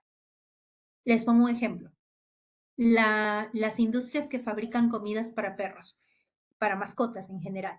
Estas industrias van en un crecimiento tan alto, de hecho, hasta hace 2 años crecían al ritmo de 2 dígitos. Crecer en 2 dígitos en el Perú es una monstruosidad. Una de las empresas para perros, Rintiza, fue una de las únicas donde se cobraron 18 sueldos de utilidades. O sea, imagínense lo agresivo de su crecimiento en el mercado. Su estrategia, Anderson, no era tener las máquinas ocupadas al 100, sino que siempre tengan capacidad para seguir abasteciendo el crecimiento del mercado. Pero luego llegan a una etapa donde ya están más maduros y más asentados y sale también la competencia a la par. Ya, ahí ya no me puedo dar el lujo de tener máquinas subutilizadas. Al revés, ahí tengo que saturar todos mis recursos para disminuir mis costos fijos tanto como pueda. Entonces depende incluso en una misma industria del momento en el que yo me encuentre en la industria. ¿Sí? Gracias por tu pregunta. Entonces, una vez que tengo claridad de esta visión estratégica, ¿en qué lo tengo que traducir? En lo más importante para todas las empresas, perspectiva financiera. ¿Cómo voy a yo internamente crecer la rentabilidad de esa empresa? Y para esto entra mi perspectiva del cliente. ¿Cuál va a ser mi relación precio-servicio? Y esto lo hemos hablado, ¿no? En el ejemplo del carrito, el ejemplo de la galletita, mi relación precio-servicio, precio-calidad. Yo tengo que tener claramente cómo es que quiero que me conciba mi cliente. Ni una ni la otra están mal. Simplemente tengo que responder a mi modelo del negocio. ¿Cómo quiero que mi cliente me vea? Y responder a esto. Punto. ¿Qué valor agregado le voy a dar dentro de esa esfera de percepción? ¿Ya? Por ejemplo, tenemos, no sé, un chifa muy caro de Lima, no tengo en mente uno, pero el chifa X, listo. Decide que su precio es más alto y la calidad de sus platos y el servicio de su atención va a ser más alto. Bien. Hay otro chifa que es mucho más sencillito y dice, mira, mi precio va a costar 10 y esto lo voy a poner con ejemplos de números, ¿ya? Porque esto es la realidad, solo que por ahí más o menos números. Entonces, el precio de un plato en el chifa X cuesta 50 soles. Pero con todos mis gastos que yo tengo de la calidad de los materiales, la atención, el pago del alquiler del local, a mis proveedores, al músico que está tocando el violín en el restaurante, qué sé yo, resulta que al final yo pago 45 soles por cada plato y me quedo con 5 soles de ganancia. Perfecto. Y yo tengo otro chifa, mucho más chiquito, que el plato me cuesta 10 soles, pero todo el costo de mi inversión, de mis materiales, me cuesta 5. ¿Cuánto gana? También gana 5 soles. Los dos ganan exactamente lo mismo, 5 y 5. Pero depende de la visión, estrategia, posicionamiento, dónde estoy yo marcada, dónde no estoy marcada. Los dos son igual de exitosos. Los dos ganan exactamente lo mismo. Entonces, nunca pensemos que porque un restaurante se llama Central o se llama X, gana menos. Y lo mismo se traduce en las industrias. Error grande que cometemos al creer que porque una marca se llama A y la otra se llama Z, A gana más que Z. No necesariamente es así. Todo va a depender de la visión y estrategia y de la perspectiva que va a tener el cliente sobre cómo concibe mi producto. ¿Listo? Y la relación que hay en el servicio que yo le voy a generar. A eso le vamos a llamar calidad. Aquí voy a hacer una pausa para leer un comentario. Dice, muchas veces eso pasa cuando se exporta fruta seca. Yo trabajo en una empresa agroexportadora y eso suele suceder. Mientras el cliente está dispuesto a pagar, es el valor agregado. Tal cual, Alberto, mejor no lo podías decir. Es que la calidad es por aquello que tu cliente está dispuesto a pagar. Pero tú no le vas a vender la galleta Chaplin a 2 soles la bolsita, no sé cuánto cuesta, perdónenme, pero a 10 soles la bolsita cuando tu producto cuesta 1 sol. No, pues tu cliente no, ni loco te va a pagar eso, ¿no? Pero es exactamente eso. ¿Cuánto está dispuesto a pagar mi cliente por ese valor que le estoy generando? En un restaurante me pagará los 50 soles porque es un momento, una ocasión especial, un cumpleaños, listo. Y yo ganaré 5. En el día a día me pagará 10 soles y es el producto que le venderé y yo ganaré 5. Los dos tienen un modelo de negocio sano y en crecimiento. Depende de la calidad, precio, servicio y de la visión que yo trace. Hacia adentro va a venir la perspectiva del proceso. ¿En qué procesos debo ser excelente? Y esta pregunta es dolorosísima cuando son gerentes, porque les piden que todo sea perfecto, pero tienen que escoger en qué procesos tienen que ser excelentes. Ah, yo decido ser excelente en costo. Listo, eso significa que hay cositas donde no gasto, hay cositas donde optimizo, donde implemento mejoras para reducir el costo. Perfecto. Yo decido ser líder en calidad. O sea, ¿en qué debo ser excelente? En calidad. ¿En qué deseo ser excelente? En tiempo de entrega. En qué toda esa decisión tiene que estar bien analizada. Pero cada uno, cada empresa va a decidir en qué ser eficiente. No todas las empresas tienen que ser eficientes en lo mismo. Les pongo un ejemplo. ¿Cuánto creen que cuesta el costo de mantenimiento de un avión, un solo avión, versus el costo de mantenimiento de una fábrica galletera con 2 hornos industriales. El mantenimiento del avión va a ser supremamente más alto que el costo de la galletera, porque un error en ese mantenimiento me va a matar a todos los pasajeros del avión. Un error en mi horno me va a quemar 5 metros de masa de galleta, ¿sí? Entonces, tengo que decidir de acuerdo al negocio en el que estoy, al modelo de negocio, en qué voy a ser eficiente. Y para esto, como bien dice Alberto, a lo largo de todo lo que voy a hacer, voy a ir eliminando cuellos de botella, desperdicios, buscando mejora continua. Por ejemplo, ¿no? Dice incremento. ¿Ya en qué? Pero depende de cada modelo de negocio definir eso. Y los gerentes tienen que tomar la decisión de en qué quieren ser eficientes. ¿Listo? Y la base, lo más importante, cómo aprendemos para mejorar la organización continuamente, cómo hacemos nuestros ciclos de innovación, de aprendizaje continuo, cómo lo anclamos a valorar y desarrollar a las personas de la organización dentro de esta organización para que puedan a su vez ayudarnos a ser excelentes en el proceso, que nuestro proceso excelente nos ayude a vernos como el cliente nos quiere ver, con ese valor agregado que le damos, que nuestros accionistas nos vean sanos y por ende que yo cumpla con mi visión. Esto es el panorama cuando nosotros decidimos crear indicadores y darle seguimiento a los indicadores. Ya de llevar el curso entraremos al detalle de algunos indicadores y su cálculo, pero en este seminario quería darles los puntos claves para entender qué cosa hay detrás de un indicador cuando hablamos de un indicador. Cuando sus gerentes hablan de un indicador, hablan de ese indicador basados en todo lo que hemos conversado del entorno. Incluso un indicador puede cambiar de año a año, ¿no? Por ejemplo, en algún momento trabajé en una empresa que tenía una sucursal en Venezuela. Esa empresa cambiaba los indicadores cada 2 meses porque su entorno era tan cambiante que ya lo que tú habías planificado no funcionaba. Y no cambiaban el objetivo del indicador, cambiaban el indicador. O sea, así de ácido puede llegar a ser un indicador para responder a la realidad de lo que queremos. Hacemos una pausa para que leer 30 segundos de preguntas. Si no hay preguntas, avanzo al siguiente tema.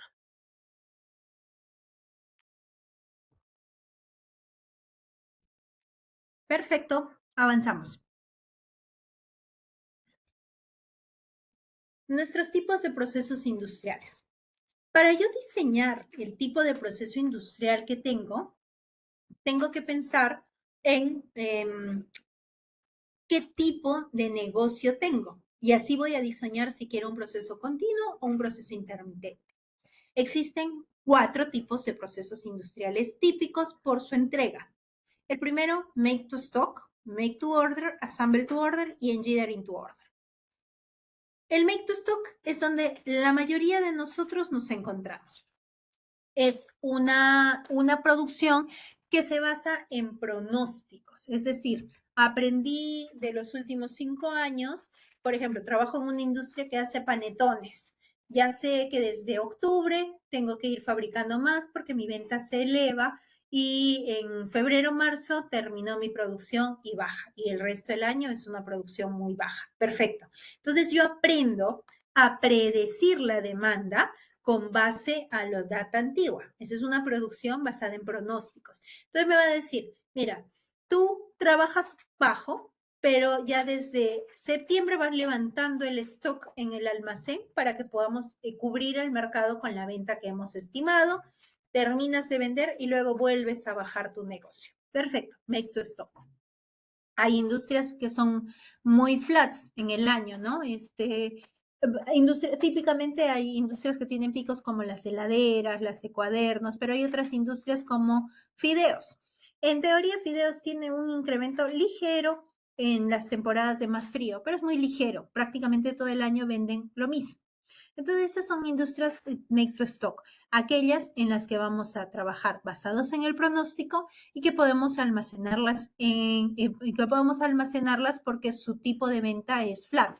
No me piden que cambie un fideo rojito, un fideo verdecito, sino Normalmente los videos están ahí almacenados. ¿Listo? Es un pedido general. Yo voy en enero a sacar mi fideo Don Vittorio, voy en mayo y sigue siendo el mismo que está producido ya en fábrica. El siguiente es Make to Order. El Make to Order es un poquito más especial. Yo no voy a producir de una manera tan masiva, sino que produzco bajo un pedido específico. Voy haciendo pedidos a la medida de lo que yo voy a querer.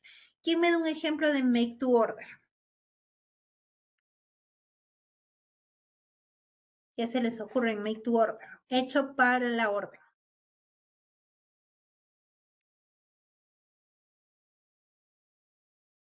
En las metalmecánicas, exactamente, cuando son pedidos puntuales, por ejemplo, en las metalmecánicas, me dicen, no sé, voy a fabricar, yo metalmecánica vendo ángulos de fierro para que otra empresa los ensamble, pero yo voy generando a pedido, ¿cuántos quieres? Tantos, tantos, tantos, listo, le fabrico eso. Hay empresas que fabrican planchas de fibrocemento o de yeso cartón, el famoso G-Plaque.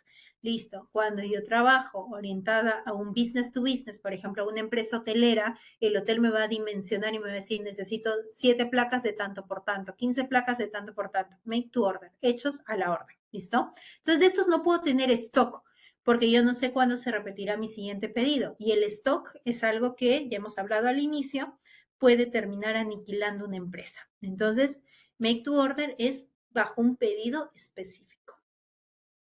Assemble to order ya habla de un ensamblaje, ¿no es cierto? O sea, yo voy a armar el sillón de cuero para acá, el timón de, no sé, para aquí, el tipo de ventana de acá, lo ensamblo bajo un pedido específico. Y la más compleja, no sé si alguien está en este rubro, Engineering to Order, es diseño y construcción bajo un pedido específico. Por ejemplo, un puente. Yo voy a diseñar el puente y construirlo bajo un pedido específico. ¿Listo? Esto son los 4 modelos típicos que me van a decir cómo yo voy a manejar mi cadena total de suministros, porque no es lo mismo preparar un almacén para un make to stock que trabajar en un assemble to order, donde prácticamente mi proveedor, ahí está, por ejemplo, Julio nos pone ese ejemplo, ¿no? El templado de vidrio. Excelente, muy buen ejemplo, porque esto no es algo que yo pueda tener en estándar porque no todos los clientes lo quieren de la misma manera. Lo vamos a tener diferenciado y tener un stock es un riesgo, porque si otro cliente no llega y te lo pide de esa especificación, perdiste tu inversión. Y eso es lo primero que tenemos que entender y con base a esto diseñamos nuestra cadena total. Y dentro de estos voy a tener 2 tipos de procesos, ¿no? Los procesos discontinuos y los procesos continuos. ¿En qué se diferencian o se parecen? Por el tipo de operación de proceso. El proceso discontinuo va a pasar en una secuencia específica, ¿no es cierto? Por ejemplo, resulta que fabrico lapiceros. Ok, primero parto con los lapiceros rojos, luego con los azules, luego con los negros. ¿Por qué? Para evitar lavados y limpiezas profundas. Listo, excelente. Es un proceso discontinuo porque tiene una secuencia específica. En el proceso continuo yo puedo tener varias personas, varios artesanos, varias estaciones de trabajo realizando a la par sus partes, ¿no? Por ejemplo, yo me encargo de fabricar carteras. Listo. Entonces yo fabrico la parte superior, el otro fabrica el cuerpo, el armado del cuerpo, el otro fabrica el asa de la cartera. Listo. Tengo 3 estaciones que trabajando y que luego van a estar listas para ensamblarse simultáneamente y encontrar un producto terminado. Por diseño de equipos y uso, el discontinuo está diseñado para masa. Va a obtener muchos productos. El continuo está diseñado para obtener productos específicos. 10 carteras en color café, 15 en color rojo, 20 en color azul. Entonces, no me va generando un conflicto el stock, sino que me va diseñando estos productos. En el proceso discontinuo hay una cantidad limitada, ¿no? Mi batch es de 24 toneladas. Mi lote o mi corrida de horno, mi artesa de masa es de tanto, listo. En cambio, en el proceso continuo, yo siempre voy a tener un flujo continuo donde le voy alimentando a la piecería y puedo seguir y seguir sacando producto. En el entorno, el discontinuo es variable. A menudo va a ir cambiando notablemente entre operación y operación. En cambio, el continuo prácticamente es fijo, siempre tiene el mismo flujo, las mismas cantidades, es constante.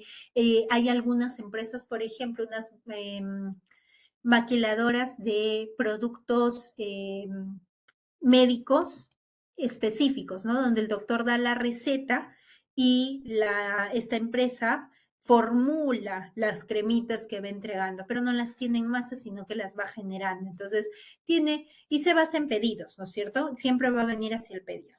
La intervención del operador en el discontinuo va a ser necesario de manera regular. Como parte de su trabajo tiene que cambiar de formato, tiene que limpiar, tiene que sanitizar, tiene que hacer los ajustes. En cambio, en el continuo, básicamente corrige condiciones anormales, o sea, entra cuando va a tener que hacer estas condiciones, estas correcciones que son atípicas en mi proceso. Ejemplos, varios. Así que vamos a irnos a nuestro último tema. Quiero dar 30 segundos para ver si hay alguna pregunta en este punto.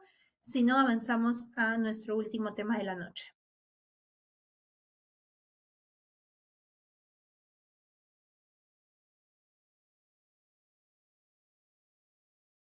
Muy bien, avanzamos. El último tema para este seminario, que ha sido todo un gusto compartir con ustedes, es el tema de gestión de personal. ¿Cuánto del tiempo de un supervisor es ocupado por temas de gente? En su experiencia, ahí escribo, no hay respuesta correcta, quiero leer en su tiempo, en ustedes mismos, en su experiencia, ¿cuánto usan en temas de gente? A ver, para ir leyendo, vamos a hacer una encuesta rápida para ir entendiendo. ¿Cuánto de todo su tiempo lo destinan en temas de gente?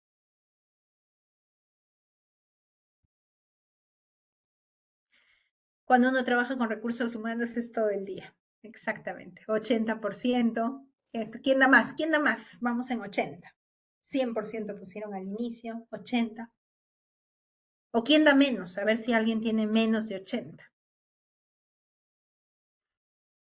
Difícilmente va a haber menos de 80, ¿no? Porque efectivamente, cuando trabajamos con gente, debe de ser nuestra parte primordial y más importante el desarrollo de nuestras personas, en todos los niveles que haya, en todos. Al final del día, un líder no puede ser líder de nada si no tiene un equipo que esté dispuesto a seguirlo. Y trabajar con gente es eso, es ese 80%, es ese todo el día que han puesto, porque es parte de tu día a día. Desde que lo ves en el primer contacto, ¿cómo observas que está su mirada? Uy, no, su mirada está apagada, tiene un problema en casa. Entonces tengo que saber cómo diseño una estrategia de seguridad para cuidarlo, porque si no se me accidenta. Si no es que directamente le digo, oye, ¿qué te pasó? Y saber si lo mando a casa o lo mantengo en la empresa, ¿no? Pero desde ese punto hasta el punto de poder hacerle su evaluación anual de desempeño a los operarios y saber cómo van, armarles matrices de desarrollo para que sigan aprendiendo equipos, todo eso es gente. Y no existe nada de lo que hemos hablado, ni el KPI, ni el tipo de producción. No va a existir nada si no tenemos a nuestras personas bien, en un ambiente de trabajo sano y donde ellos se sientan desarrollados, escuchados y atendidos. Y si efectivamente, como nos decía Alberto y Julio, le destinan esa cantidad de tiempo, qué suerte tiene su gente. Porque, nuevamente, ningún objetivo se puede alcanzar si no están con ellos al lado, si no han trabajado para ellos.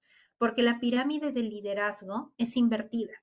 Mientras más arriba estés, más tienes personas arriba por las cuales trabajar. No es que hacia abajo están los operarios y los líderes arriba. No, eso es un gran error de concepción. Si nosotros sabemos entender que nuestro liderazgo es así y que nosotros como líderes estamos aquí abajo y aquí arriba están todos nuestros operarios, sabemos exactamente por quiénes trabajamos y cómo desarrollarlos. Incluso en el tema operativo, donde muchas empresas cometen, hoy en día, en el 2025, siguen cometiendo el error de considerar al personal operario un recurso, eso ya no es así. nosotros tenemos que considerar no una gestión de personal, sino una gestión de talento humano, porque eso es lo que vamos a desarrollar en las personas. Existe todavía la corriente de aquellos que dicen, yo no puedo tratarlos como talento humano cuando son operadores que saben hacer exactamente lo mismo todos los días y todos los días apretan el botón. De ahí empiezan a ver los errores de concepción. Entonces, ante esas corrientes salen, claro, pero si tú lo tratas como talento humano, él no solo va a saber cómo apretar el botón, sino que te va a mejorar el proceso. Y vas a saber apretar el botón en el tiempo correcto para que no generes mermas. Vas a saber controlar tu tiempo correcto de apretar el botón para que tú entregues las eficiencias correctas. Y empieza a cambiar la perspectiva de lo que era la gestión de personal como un recurso a una gestión de talento humano, naciendo toda la corriente fuerte de desarrollo de personal. Y no desarrollo porque la normativa lo pide, porque claro, los que trabajamos en empresas estamos ceñidos a que la SUNAFIL nos pide esta cantidad de entrenamientos. DIGESA, DIGEMIT, DIRESA nos piden esta cantidad de entrenamientos. La OEFA, ok, eso perfecto, porque es ley, pero tú tienes que desarrollarlos en aquello que va a ser importante para asegurar todo lo que hemos hablado arriba del desarrollo del negocio, del crecimiento del negocio, ¿sí? ¿Por qué es importante pensar en una gestión de talento humano? Porque va a ayudar a la organización a alcanzar los objetivos. ¿Cómo yo podría pensar en alcanzar un objetivo de rentabilidad de la empresa a través de un buen costo si tengo personal desmotivado? ¿Ustedes creen que la gente desmotivada va a decir, oye, estamos mermando en tapitas, hay que mejorar el proceso? ¿Creen ustedes que una persona desmotivada va a decir, esa faja tiene un perno suelto, puede generarse un accidente? No va a pasar. Trabajamos con personas. 1 más 1 es 2. Si yo no tengo a mi gente motivada, nadie me va a acompañar a hacer el trabajo. Y el supervisor, en la mayoría de plantas, es uno por turno, uno para 50 o 60 personas al turno. El supervisor no puede estar en 60 lugares. Si no ha generado ese desarrollo de talento y esa autonomía en su gente para alcanzar los objetivos, no lo va a hacer, porque no es racional pensar que una sola persona va a cubrir el trabajo de 60 personas. No va a pasar. Entonces, lo primero es entender que necesito que mis personas estén motivadas, estén a gusto en su ambiente de trabajo, porque junto a ellos vamos a alcanzar los objetivos de la organización. El segundo punto es proporcionar competitividad a la organización. No se trata solo de alcanzar la meta que tenemos, sino de mejorar. ¿Y quién conoce de primera mano las mejoras que hay que hacer? ¿Quién creen ustedes que sabe todo lo que tenemos que hacer para mejorar en la operación? El operador. El operador está el 100% de su tiempo ya sin refrigerio, el 82% de su tiempo al lado de la máquina. El operador sabe cuándo suena, cuándo no suena, cuándo le falta lubricación, cuándo no le falta. Lo sabe todo. Vive al lado de la máquina. Sabe que con este tipo de formato pierdo más tiempo para el cambio. Si yo tuviera una herramienta, y a veces ni siquiera lo escuchamos, pero los operadores tienen las respuestas a nuestros problemas.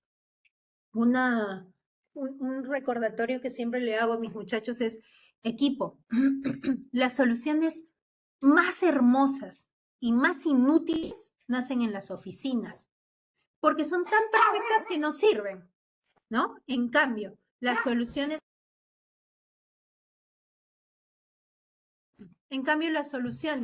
que salen junto a la gente de planta son soluciones útiles, porque ellos saben dónde vamos a ir. Exacto, por eso son importantes esos espacios para escucharlos en el inicio, en el medio, en el fin de la producción, porque ellos nos van a alimentar de calidad, de mantenimiento, de eficiencias en la producción.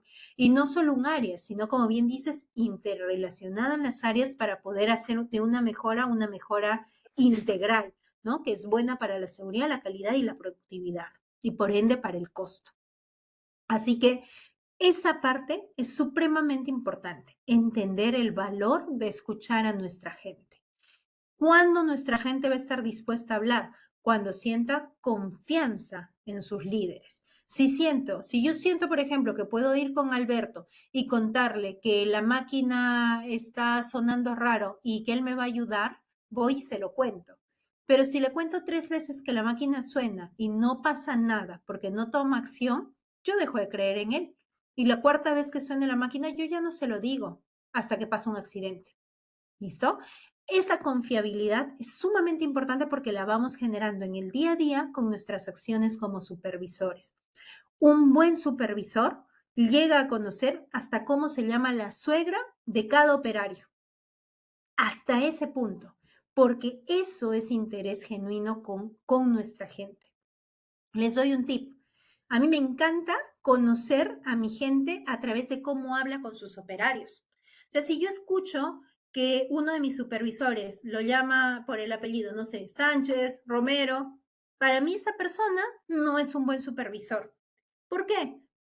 Esto, acuérdense de esto y acuérdense en ustedes mismos. El apellido nos toca porque nos toca. Nosotros no escogimos quién iba a ser nuestro papá y nuestra mamá, pero nuestros padres sí soñaron con el nombre que tenemos. No hay nada más valioso y el principal punto de contacto que llamar a una persona por su nombre. O sea, si ustedes se acostumbran a llamar a sus personas por su nombre y no por sus apellidos, ya están cambiando la valoración que tienen hacia ellos desde un simple detalle como esos. Yo observo mucho eso. Si escucho que mis supervisores lo llaman por apellido, digo, siguiente. Cuando un supervisor les habla por su nombre, se preocupa. A mí me encanta preguntarles. Yo me acerco al supervisor y les pregunto, oye, ¿cómo está la hija de fulano de tal? Ah, no le he preguntado hoy. ¿Sabías que estaba en el hospital? No. ¿Qué supervisa? Porque esa persona no está con la cabeza en la planta. Y si yo siendo gerente sé dónde está su hija ahorita, ¿cómo mi supervisor puede no saberlo?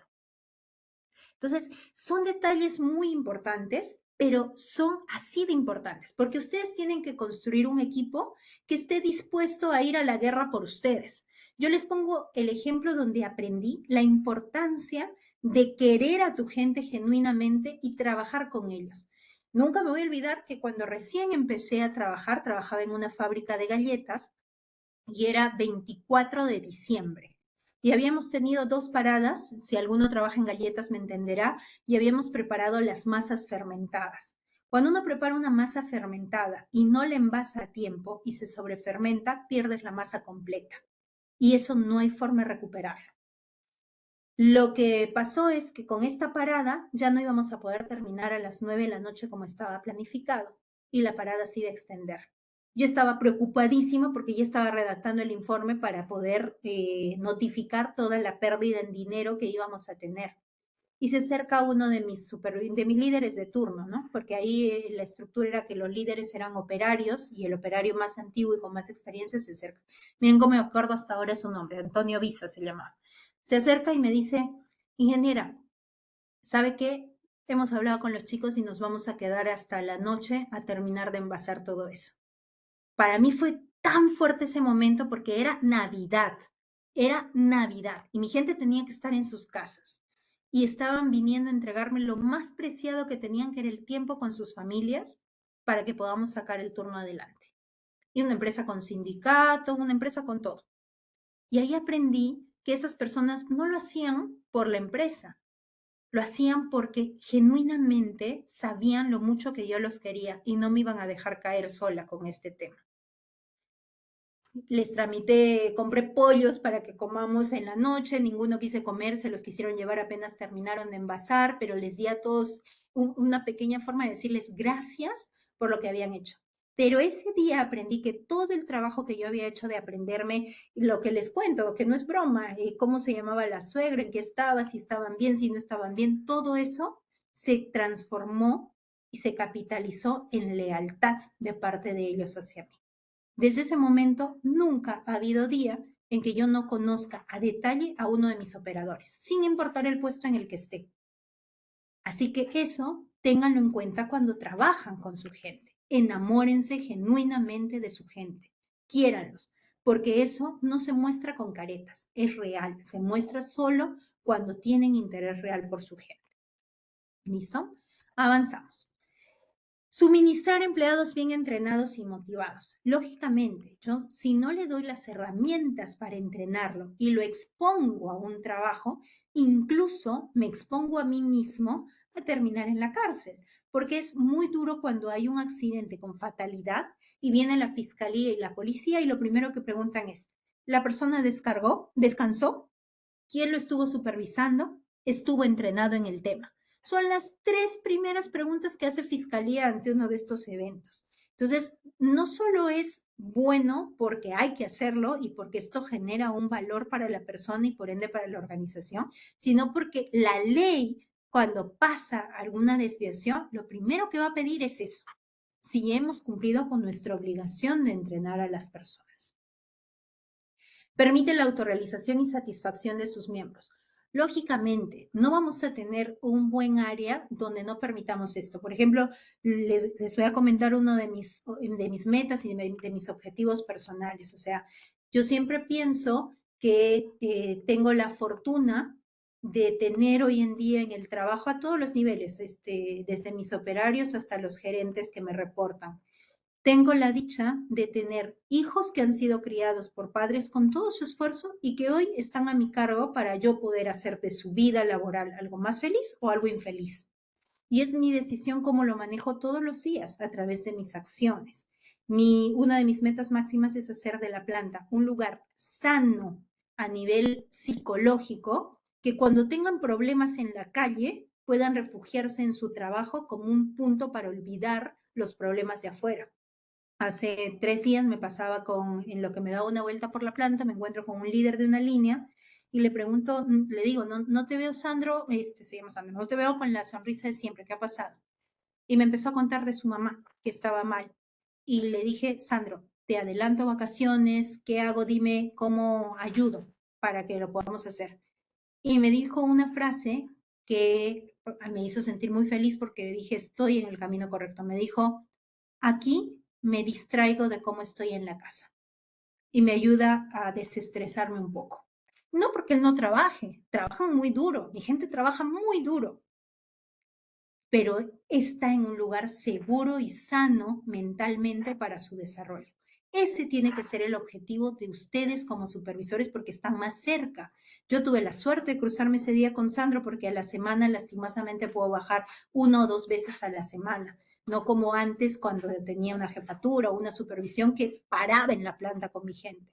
Entonces, tener ese tipo de metas de clima laboral internas, porque eso a mí nadie me dijo de recursos humanos, mira, tú tienes que tener como meta esto. No, esa es mi meta. Mi meta es que todos los que trabajan en mi planta sientan que la planta es un lugar seguro para refugiarse incluso de sus problemas personales. Eso es parte de lo que tienen que diseñar como esta autorrealización y satisfacción de los miembros, que el rol que realizan lo realicen bien. Además, ciertamente, y esto es un tema de estructuras salariales país, no necesariamente nuestros operarios en consumo masivo son los mejores pagados a nivel de todo el mercado, no se comparan con la industria pesquera, no se comparan con la industria minera. Entonces, ¿qué podemos hacer para compensar eso? Generar espacios de calidad, de aprendizaje y de una sociedad sana con interacciones sanas entre todos los miembros que son parte de la organización. Esto debería de permitirnos tener una calidad de vida laboral en un balance adecuado, ¿no? Donde yo me siento pleno de tener el trabajo que tengo y nos apertura al cambio. Porque si vivo en este entorno sano, que no significa que no va a ser desafiado, al contrario, estos entornos suelen ser mucho más desafiados que otros porque están sometidos a constante cambio, pero sé que en el cambio no estoy solo, giro y mi compañero está conmigo, voy hacia acá y mi compañero al frente está conmigo porque toda la sociedad se mueve hacia ese mismo objetivo. Y por último, desarrollar comportamientos socialmente responsables, es decir, cómo nosotros vamos ayudando a nuestra organización internamente a que vaya creciendo socialmente. Porque solemos pensar cuando hablamos de responsabilidad social, ir a pintar la casa de algunas personas que viven en tal asentamiento humano. Sí, pero nos hemos preguntado, cuántas casas de nuestros propios trabajadores están pintadas. Entonces, ¿cómo vamos orientando las iniciativas de la compañía para asegurar que nuestros trabajadores sean los principales beneficiados de estas iniciativas y que vayamos poco a poco a través de los entrenamientos, del desarrollo, de la escucha activa, de la planificación de líneas de carrera y de matrices, desarrollando a nuestro personal de planta para que siga alcanzando las metas suyas personales y las metas de la organización? Muy bien. Ha sido un gusto para mí compartir esta sesión con ustedes. María, en estos 10 últimos minutos dejo el micro abierto para algunas preguntas y poderlas responder.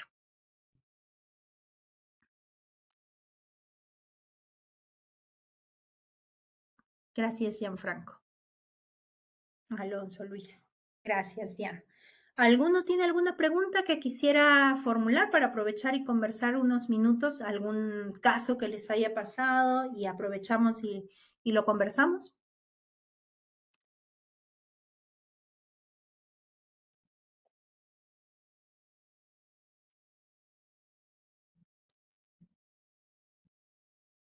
Alberto, tu manito está levantada. Cuéntame. ¿Sí me escucha? Muy buenas Sí, noches. te escucho perfecto. Muy interesante todos los puntos que ha tocado Alexis, muy interesante, de verdad. Yo coincido en muchos puntos con usted, porque como le mencioné, trabajo en una empresa agroindustrial y depende mucho las herramientas de gestión, el Lean Manufacturing, el OENG, eliminación total de los tiempos muertos, balance en línea, los dashboards. Entonces, de verdad que ha hecho una retroalimentación, creo yo, muy interesante y me gustaría saber bastante el curso. Estoy interesado, sí, de verdad, y básicamente es para felicitarle por el entendimiento y el manejo de público que usted pueda tener. De verdad, gracias, le he entendido totalmente los puntos que ha tocado. Se siente cuando una persona ha trabajado en empresas y otras que solamente la ha mirado desde la oficina. Entonces ahí pues uno puede tocar temas, digamos, a la par para poder estar eh, tocando los mismos puntos casi para que se entiendan, ¿no? De verdad, muchas gracias. Espero brinden información para seguir adelante con el curso. Muchas gracias.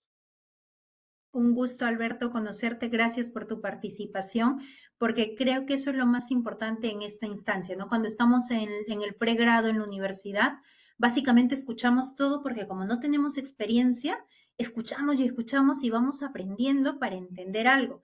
Pero cuando ya estamos trabajando, ya nos pasan cosas, ya tenemos dudas y este tipo de cursos son ese espacio para poder absolver esas dudas y que nos digan, cómo lo han resuelto, cómo plantean hacerlo, si a alguien en el entorno le ha pasado lo mismo. Así que muchas gracias por tu participación, Alberto. Gianfranco dice, aún soy universitario. Ay, mucho gusto, qué bueno conocerte. Desde ahí se forma el amor por la producción. En el caso mío no me apoya en la falta de inversión, sin embargo, ya te entendí. Ya, mira, desde el primer día en el que trabajes, tú tienes que concentrarte en algo y es, haz la tarea que te encarguen desde la mejor manera posible en la que la puedas hacer. Es decir, si cuando partas en tu experiencia laboral, porque ahorita todavía estás en la universidad o si ya estás haciendo prácticas y te encargan desarrollar un panel de indicadores, hazlo de una manera extraordinaria. O sea, lo que hagas, hazlo de una manera extraordinaria, porque eso es lo que va a ir marcando la diferencia entre tú y otros compañeros que hagan la misma labor. Si hoy te piden barrer, barre como nadie ha barrido, porque cuando todos hemos partido nuestra carrera al inicio, nos ha tocado limpiar, barrer, echarnos a engrasar máquinas. Segura estoy de que la mayoría de los que están acá nos han tocado esos momentos. Entonces, mi sugerencia es nunca minimices un trabajo, aprovechalo al máximo para aprender de ti mismo en tu rol y hacerlo de la mejor manera. Gracias, Julio, también por tus comentarios. Renzo, un egresado que labora en el departamento de una producción. Uf, la producción es amor puro, es lo máximo la producción. Los de producción tenemos un pequeño tema de adrenalina. Nos encanta la adrenalina de no saber que no hay 2 días iguales, de saber que siempre tenemos un reto nuevo que cumplir. No, no vivimos tranquilos, es el gen que nos caracteriza. ¿Qué nos recomienda como ingeniero industrial? Trabajas como inspector de calidad. ¿Qué te recomiendo? Entiende a tu cliente. O sea, ¿cómo ser yo un buen inspector de calidad? Tengo que entender qué necesita el otro lado, que es mi cliente, ¿no? Necesitan, por ejemplo, y qué bueno que te hayas animado a participar en el seminario, porque eso es el primer paso. ¿Cómo yo voy a saber si estoy haciendo un buen trabajo si mi cliente no está satisfecho con esto? Ejemplo, ¿qué necesitan? A nivel de tiempos, necesitan incluso entendimiento, porque a veces puede que producción diga, oye, estás demorando 20 minutos en darme el análisis, pero es porque no entienden cómo se realiza el análisis. Entonces, busca conectar, busca generar alianza, entender tu lado de servicio y siempre crúzalo, porque hay cosas donde personas que trabajan en el área de seguridad y calidad a veces fracasan. Fracasan mucho cuando solamente se dedican a entender perdón, a decir no. Trabajo en seguridad y digo, mira, ¿podemos hacer este izaje? No, ni siquiera lo fui a ver. No tiene valor cuántos nos dice. El valor está en donde yo genero opciones para que se pueda realizar. Y eso, a su vez, va generando también cómo yo voy consolidando mi nombre. Porque si soy una persona que siempre estoy buscando generar opciones para la compañía, para que haya mejores resultados, cuando diga que no, significa que realmente no hay otra opción. Entonces, desde el equipo de calidad busca cómo ser un facilitador de la entrega, sin perder nunca la línea base que es resguardar la normativa de calidad. Creo que ese es el principal reto en las personas que trabajan en los equipos de calidad y seguridad y que los va diferenciando a la hora de desarrollar su rol. Entonces, es muy importante para que puedas hacerlo, conocer a detalle los problemas con los que se enfrenta producción. ¿Sí? Muy bien. Muchas gracias, Anderson. Un gusto haberlos conocido también. Gracias por su participación. María, si alguno tiene una duda después del curso, escríbansela a María, que creo que es a través de quienes se han contactado, y yo encantada le puedo mandar ahí la respuesta para que la puedan tener. Listo. María, te doy pase para que hagamos el cierre. Sí, bien, muchas gracias, ingeniera, por compartirnos su conocimiento. También agradecer a todos los partícipes de este seminario. Sabemos que una sesión no va a poder absolver todas las dudas que ustedes tengan. Es por ese motivo que queremos invitarlos a todos a nuestro programa de especialización en gestión de la producción, que tiene como fecha de inicio este martes 17 de junio. Sí, consta de 2 clases a la semana, los días martes y jueves de 8 a 10 de la noche, que hace un total de 60 horas. Y como les comenté a un inicio, se realizará la entrega de los certificados a los participantes. Se les envió por el chat el enlace para que puedan registrarse. Por favor, recuerden que deben poner sus nombres tal cual como quieren que salga para el certificado. Muchas gracias, ingeniero, una vez más, y muchas gracias a todos. Gracias, un gusto. Buena noche.